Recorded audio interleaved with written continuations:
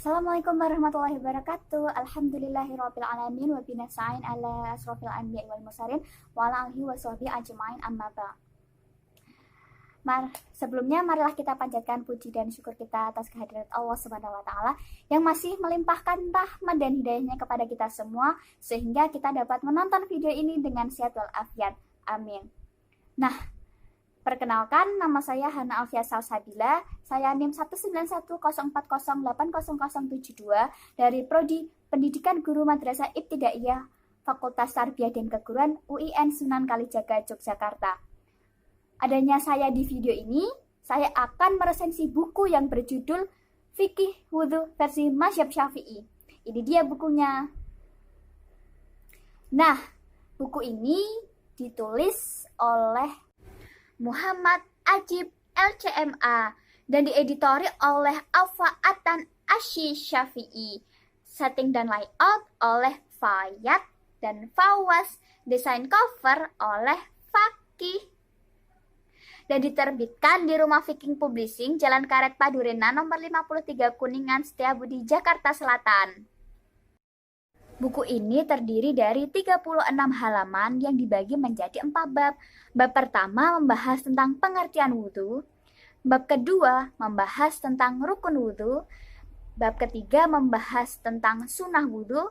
Dan bab terakhir yaitu bab 4 membahas tentang hal yang membatalkan wudhu. Yuk kita langsung aja bahas isi bukunya. Pada bab pertama yang membahas tentang pengertian wudhu, buku ini menjelaskan bahwa kata wudhu dalam bahasa Arab berasal dari kata al-wadho'ah yang berarti kebersihan. Dalam kitab Al-Majmu' Syarh Al-Muhadzab, Imam An-Nawawi menjelaskan bahwa adapun kata wudhu berasal dari kata wadho'ah yang maknanya adalah kebersihan. Nah, sekarang kita akan membahas dalil-dalil yang berkaitan dengan masalah wudhu. Dalam buku ini dijelaskan sebanyak 5 dalil yang berkaitan tentang wudhu.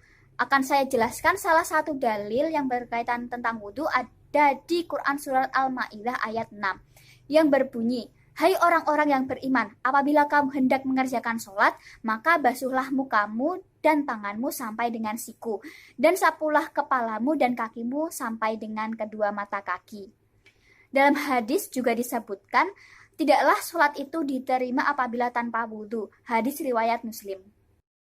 Ini kita sudah masuk ke bab 2, yaitu tentang rukun wudhu. Nah, berbicara tentang rukun wudhu, ketika ada pertanyaan, apakah wudhu kita sah atau tidak, maka jawabannya cukup dengan cara melihat pada rukun wudhu saja. Jika semua rukun wudhu terpenuhi, dalam artian dilaksanakan semua rukun wudhunya ketika berwudhu, maka wudhunya sudah dianggap sah. Jadi intinya rukun wudhu ini adalah sesuatu yang harus ada atau wajib kita lakukan ketika berwudhu. Sah atau tidaknya wudhu kita itu tergantung pada terpenuhi atau tidaknya rukun wudhu tersebut. Nah, kini rukun wudhu itu ada apa aja sih? Yuk kita langsung bahas. Menurut mazhab Syafi'i, rukun wudhu yang pertama adalah niat ketika membasuh wajah. Rukun wudhu yang pertama adalah niat ketika membasuh wajah. Perlu diketahui bahwa dalam mazhab Syafi'i, niat itu ada yang hukumnya wajib dan ada yang hukumnya sunnah. Niat yang hukumnya wajib yaitu niat yang kita hadirkan dalam hati pada saat kita membasuh wajah. Adapun niat yang kita lafazkan sebelum berwudhu itu hukumnya hanya sunnah. Maka sah atau tidak sahnya wudhu kita itu tergantung pada niat yang terlintas dalam hati ketika kita membasuh wajah kita. Rukun yang kedua adalah membasuh wajah.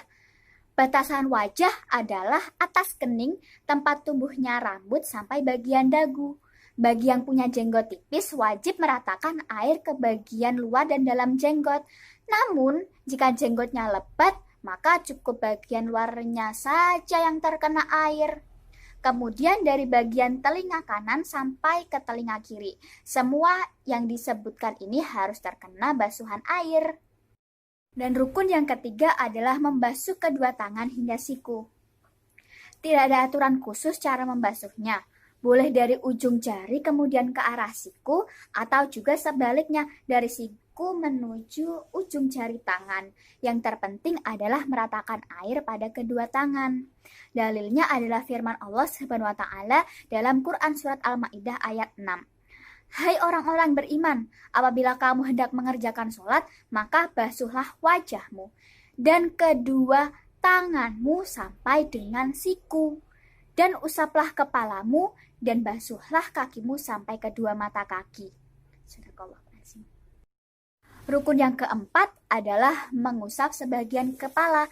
Dalilnya adalah firman Allah Subhanahu wa taala masih dalam surat Al-Maidah ayat 6. Hai orang-orang beriman, apabila kamu hendak mengerjakan sholat, maka basuhlah wajahmu dan tanganmu sampai dengan siku, dan usaplah kepalamu, dan basuhlah kakimu sampai kedua mata kaki. Shadaqallahul azim. Para ulama Syafi'iyah membolehkan usapan sebagian kepala, walaupun hanya beberapa rambut saja yang kena usapan, tidak harus semua kepala diusap semua. Kelima adalah membasuh kedua kaki hingga mata kaki. Dalilnya adalah firman Allah Subhanahu wa taala masih dalam surat Al-Maidah ayat 6. Hai orang-orang beriman, apabila kamu hendak mengerjakan sholat, maka basuhlah wajahmu dan tanganmu sampai dengan siku, dan usaplah kepalamu, dan basuhlah kakimu sampai kedua mata kaki. Shadaqallahul azim.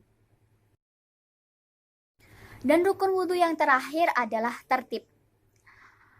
Maksudnya tertib adalah 4 anggota tubuh tersebut tidak boleh kebolak-balik. Misalnya ada orang berwudhu membasuh kaki dulu, baru membasuh tangan, maka wudhunya tidak sah karena tidak tertib atau tidak berurutan. Nah, kini kita sudah masuk ke bab 3. Bab 3 kita akan membahas tentang sunnah-sunnah wudhu. Dalam buku ini dijelaskan ada 15 sunnah yang dapat kita lakukan saat berwudhu. Nah, apa aja sih sunnah-sunnah wudhu versi mazhab Syafi'i? Yang pertama adalah menghadap kiblat. Yang kedua adalah bersiwak atau menggosok gigi. Yang ketiga adalah membaca basmalah. Yang keempat, melafazkan niat wudhu. Yang kelima, membasuh kedua telapak tangan. Yang keenam adalah berkumur-kumur. Yang ketujuh adalah istisyak. Yang kedelapan adalah mengusap seluruh bagian kepala. Yang kesembilan adalah mengusap kedua telinga. Yang ke-10 adalah menyela jenggot dan jari-jari. Yang ke-11 adalah mendahulukan bagian kanan. Yang ke-12 adalah membasuh dan mengusap sebanyak 3 kali. Yang ke-13 adalah berdoa setelah wudhu. Yang ke-14 adalah al-dalku. Yang ke-10 adalah mualah. Nah, itu tadi adalah sunnah-sunnah wudhu yang dijelaskan dalam buku Fikih Wudhu versi mazhab Syafi'i. Nah, pada bab 2 dan 3 kita telah membahas tentang rukun wudhu dan sunnah-sunnah wudhu. Kini kita sudah masuk ke bab 4. Bab 4 itu membahas tentang hal-hal yang membatalkan wudhu. Nah, apa aja sih hal-hal yang membatalkan wudhu dalam buku ini? Yuk, mari kita bahas. Yang pertama adalah sesuatu yang keluar dari kemaluan. Di dalam kitab Takrib karya Imam Abu Syu'a disebutkan bahwa yang termasuk membatalkan wudhu adalah apapun yang keluar dari 2 kemaluan, kubul dan dubur. Dan yang keluar itu bisa apa saja, termasuk benda cair seperti air kencing, air mani, wadi, mazi, darah, nanah, atau cairan apapun. Juga bisa berupa benda padat seperti kotoran manusia, batu ginjal, batu akik, cacing, dan lainnya. Pembatal wudhu yang kedua adalah tidur dalam keadaan tidak duduk. Di dalam kitab Takrib karya Imam Abu Syuja disebutkan bahwa yang termasuk membatalkan wudhu adalah tidur dalam keadaan tidak menempatkan bokong atau pantat ke lantai. Dalam hadis disebutkan bahwa siapa yang tidur maka hendaklah dia berwudhu. Hadis riwayat Abu Daud dan Ibnu Majah. Yang ketiga adalah hilang akal. Di dalam kitab Takrib karya Imam Abu Syuja disebutkan bahwa yang termasuk membatalkan wudhu adalah hilang akal sebab mabuk, gila, pingsan, dan lain-lain. Dalil yang melandasi hal ini adalah kias pada masalah tidur. Orang yang tidur itu tidak sadarkan diri, apalagi hilang akal, karena mabuk misalnya, yang sama-sama tidak sadarkan diri, maka wudhunya juga batal. Yang keempat adalah sentuhan kulit dengan yang bukan mahram. Di dalam kitab Takrib karya Imam Abu Suja disebutkan bahwa yang termasuk membatalkan wudhu adalah sentuhan kulit antara pria dan wanita yang bukan mahram. Perlu diketahui bahwa jika sentuhan yang terjadi adalah menyentuh kuku, gigi, dan rambut itu tidak batal. Juga apabila sentuhan kulit dengan kulit yang ada kain yang menghalangi, maka wudhunya juga tidak batal. Begitu juga sentuhan dengan sesama mahram, wudhunya juga tidak batal. Yang kelima adalah menyentuh kupul. Di dalam kitab Takrib karya Imam Abu Suja disebutkan bahwa yang termasuk membatalkan wudhu adalah menyentuh kemaluan depan dengan telapak tangan tanpa penghalang. Dan yang keenam adalah menyentuh dubur. Di dalam kitab Takrib karya Imam Abu Suja disebutkan bahwa yang termasuk membatalkan wudhu juga adalah menyentuh kemaluan belakang atau dubur dengan telapak tangan tanpa penghalang. Adapun jika ada kain yang menghalangi, maka wudhunya tidak batal. Nah, kali ini saya akan membahas tentang biografi penulis, yaitu Muhammad Ajib LCMA. Beliau lahir di Martapura tanggal 29 Juli 1990 dan beralamat di Tambun, Bekasi Timur. Beliau menempuh pendidikan S1 di Universitas Islam Muhammad Ibn Saud, Kerajaan Saudi Arabia, dan beliau mengambil Fakultas Syariah, jurusan Perbandingan Mazhab, dan beliau melanjutkan S2 di Institut Ilmu Al-Quran, Jakarta, konsentrasinya di ilmu syariah. Saat ini penulis tergabung dalam tim Asatidz di Rumah Fikih Indonesia, sebuah institusi nirlaba yang bertujuan melahirkan para kader ulama di masa mendatang dengan misi mengkaji ilmu fikih perbandingan yang original, mendalam, serta seimbang antara mazhab-mazhab yang ada. Selain aktif menulis, beliau juga menghadiri undangan dari berbagai majelis taklim baik di masjid, perkantoran, ataupun di perumahan di Jakarta dan sekitarnya. Beliau juga rutin menjadi narasumber pada acara Yes Alunak di Share Channel TV. Selain itu, beliau juga tercatat sebagai Dewan Pengajar di sekolahfikih.com. Penulis sekarang tinggal bersama istri tercinta Asmaul Husna di daerah Tambun, Bekasi Timur. Untuk menghubungi penulis bisa melalui media WhatsApp di 082110869833 atau juga melalui email pribadinya. Sekian yang dapat saya sampaikan mengenai biografi penulis. Semoga bermanfaat. Sekarang saya akan membahas tentang kelebihan dan kekurangan buku Fikih Wudhu versi Mazhab Syafi'i yang ditulis oleh Muhammad Ajib LCMA. Nah, untuk kekurangannya sendiri adalah tidak dicantumkannya latar belakang pembuatan buku, sehingga para pembaca kurang mengetahui apa saja yang melatar belakangi penulisan buku ini. Dan untuk kelebihannya, buku ini ditulis dengan bahasa yang mudah dipahami dan tidak berbelit-belit.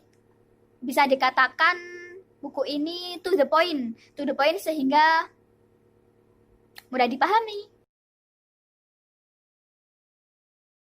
Demikian video resensi yang dapat saya sampaikan. Semoga video ini dapat bermanfaat untuk kedepannya dan untuk semua yang menyaksikan video ini. Kurang lebihnya saya mohon maaf. Wassalamualaikum warahmatullahi wabarakatuh.